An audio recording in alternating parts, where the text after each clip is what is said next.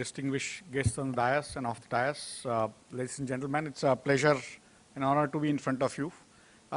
Basically, I come from stock markets, and usually when financial inclusion is taken or talked about, it's about banking. That somehow if the banks reach humans everywhere, it's going to create a very good framework for everyone to get included. For me, inclusion has several aspects of it.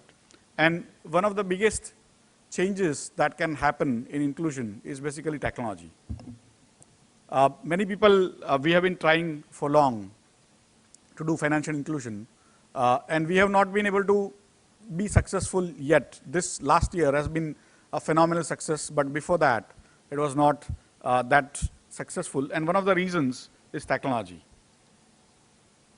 In telecom, till 2004, I remember we used to have many such meetings all the time, practically every day, about how to increase the telephone penetration. Those days, India used to have 4 mobiles per 100, 4 total phones, 4 landlines plus mobile put together for 100 people. And one technology of mobile with lower cost changed the game. Similarly here, what has changed the game is basically the technology that is mobile. Now, basically the correspondence and other frameworks are allowing banks to reach out. And 140 years, BSE has been in existence.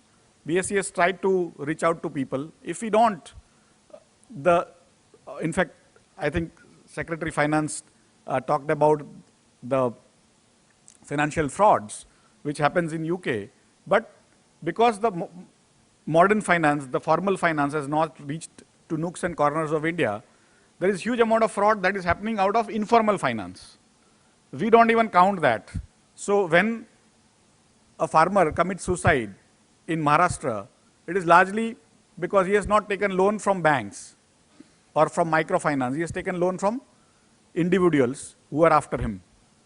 And that happened because each and every bank, if they had to go out to different cities, different villages, different towns, the cost was humongous of setting up branch network and controlling them. Today, because of the automation, it becomes easier. Similarly, for stock markets, today we are present in 2,000 locations across the country, hundreds of thousands of places you get BSE's terminals. And of course, through mobile and internet, you are able to connect from anywhere in the country. And that is where one portion of inclusion that is reaching out to people is happening, and it will happen more, much faster than what we have seen before. Already 12, 13 crore accounts have been created in the Prime Minister Jan Dhan Yojana. But for me, the other side is about how to reach out to them with the correct instruments. Again, no economy can work only on one leg of banking. It has to be banking, and banking is what we call intermediation framework, and then non-banking is basically the disintermediation framework. Today, the size of Indian economy, the banking system is worth around 80 lakh crore, $1.3 trillion. And the size of the stock market is around 108 lakh crores or 103 lakh crores. And if you add up the bonds market, it will be in the range of 100 billion more.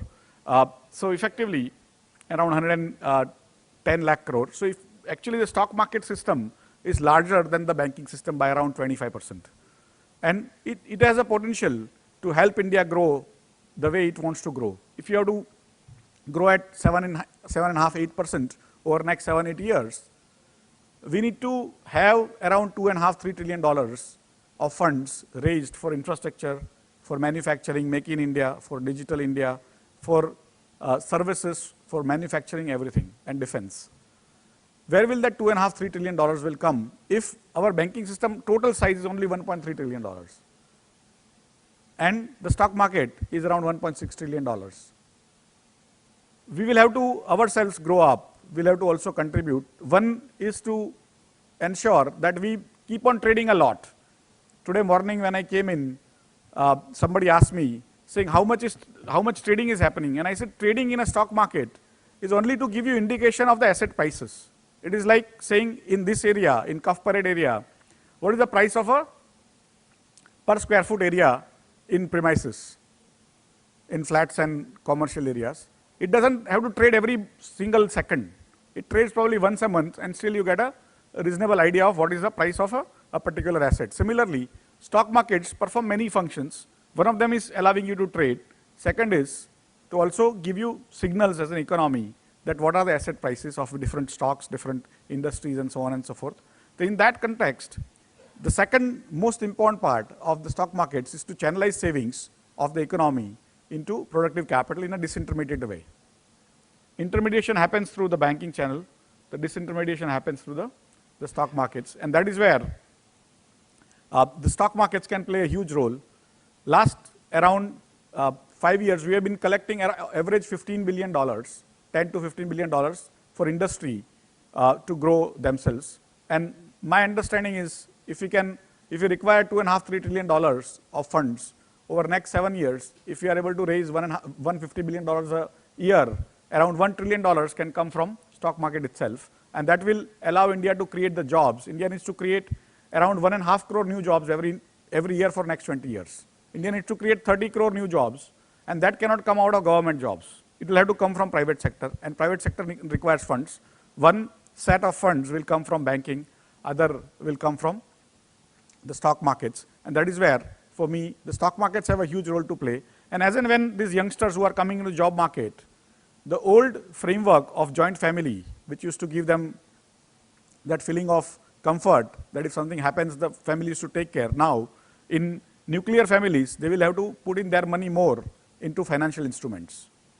And that is where, again, stock market comes in through mutual funds, through insurance, whichever way, ultimately that money will come in through the markets. And that is where we think as and when a person becomes part of the financial system using bank accounts, he also will require some way to save his money and get returns for his money, which are part of the formal finance, more regulated environment, not the chit funds, not the Sharda type, but basically where you are regulating all these things. And that's where the Securities Exchange Board of India comes into picture, RBI comes into picture, IRDA, PFRDA, and so on and so forth. With that, thank you very much for calling.